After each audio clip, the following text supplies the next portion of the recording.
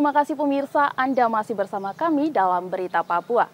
Bagi Anda yang baru bergabung, kami akan sajikan kembali 3 berita utama hari ini.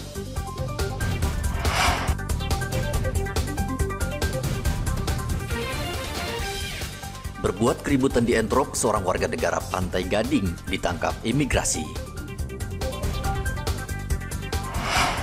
Kejaksaan Tinggi Papua kembali sita 3 miliar rupiah dana korupsi PON 20 Papua.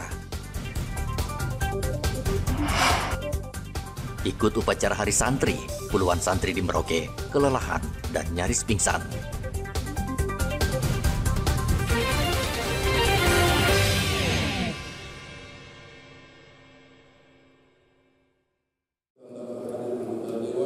Kabupaten Merauke, Papua Selatan kini memiliki 30 anggota DPRD baru. Mereka baru saja dilantik sebagai wakil rakyat untuk 5 tahun ke depan. Warga menaruh banyak harapan kepada wakil mereka ini. Mereka antara lain meminta para anggota DPRD yang baru membuktikan janji mereka ketika berkampanye, seperti membangun jalan baru, serta memperbaiki jalan yang banyak rusak di perkampungan. Berikut harapan sebagian dari warga Merauke. Harapan Bapak ya itu, melihat generasi berikut ini. Bagi anak-anak yang masih terlantar. Oh gitu. Khususnya bagi tamatan-tamatan yang adik-adik yang sudah tamat.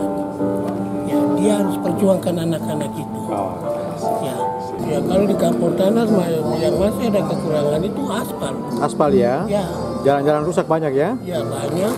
Jalan kampung juga? Ya jalan kampung juga. Lebih banyak berjumpa dengan masyarakat di kampung-kampung.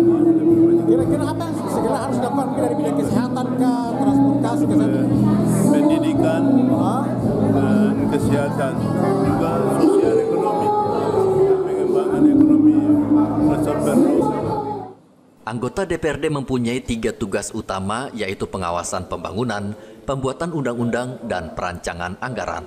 Muhammad Ridwan melaporkan dari Merauke, Papua Selatan.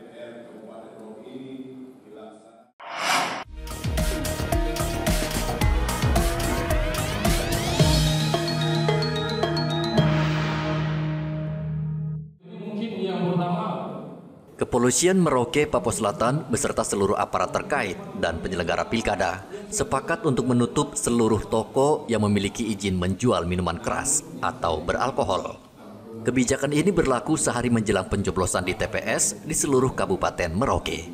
Kapolres Merauke AKBP Leonardo Yoga mengatakan langkah ini diambil untuk menghindari berbagai kasus kriminal yang dipicu minuman keras menjelang hari pencoblosan. Polisi tidak mau mengambil resiko karena sebagian besar warga Merauke gemar menegak minuman keras dan kerap memicu tindak kekerasan. Nanti akan kita lakukan penutupan ya di H-1, dan untuk miras-miras yang ilegal ini kita masih melakukan razia-razia ya, sudah ada beberapa kasus sudah kita rilis kemarin dan kita akan lakukan lagi terus-menerus. Kemudian itu juga tidak luput tadi ada rekan-rekan atau stakeholder terkait, ada Kasat PPD, ada Pemda, ada Bangpol, termasuk tokoh-tokoh agama yang nanti akan menjadi corong untuk melakukan himbauan kepada masyarakat atau umat beragama. Ya, tadi sudah ada informasi dan kami akan tanyakan langsung. Tadi pun dalam respon jawaban kami langsung tanyakan, ya, karena kami tidak akan membiarkan ada anggota kami ya, yang membuat peredaran miras.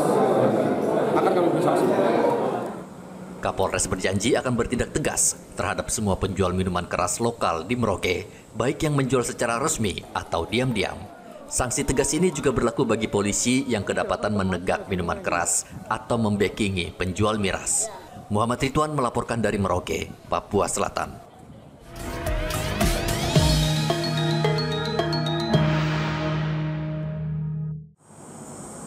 Komisioner KPU Merauke Yanderson Victor menjamin petugas KPPS yang bertugas di kampung-kampung akan bersikap netral. Menurut Yanderson, petugas KPPS sudah mendapat pembekalan sehingga mereka memahami tugas dan fungsinya. Sudah kami tegaskan dalam perekrutan ini bahwa tidak boleh seperti begitu.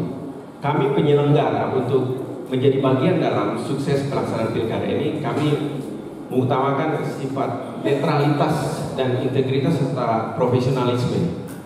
Sudah kami arahkan untuk perekrutan yang dilakukan oleh PPS di tingkat kelurahan kampung untuk jangan sampai ada keterkaitan hubungan saudara yang terlalu dekat. Tapi kita tahu kondisi di Merauke, ini Kabupaten Merauke, terutama distrik-distrik terjauh itu ada kesulitan dalam perekrutan KPPS, yakni menyangkut sumber daya di tingkat kelurahan kampung, yaitu RT RW. Di mana syarat sebagai anggota KPPS itu minimal berijazah SMA. Nah, di kelurahan kampung ini tidak ada yang mau daftar, biasanya berijazah SMA, rata-rata begitu. Jadi kami mengupayakan mengambil jalan kebijakan untuk penunjukan. Biasa yang diberdayakan adalah para guru ataupun tenaga medis setempat.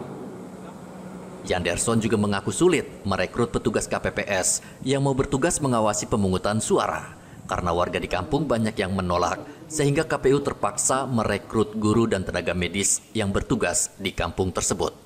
Muhammad Ridwan melaporkan dari Merauke, Papua Selatan.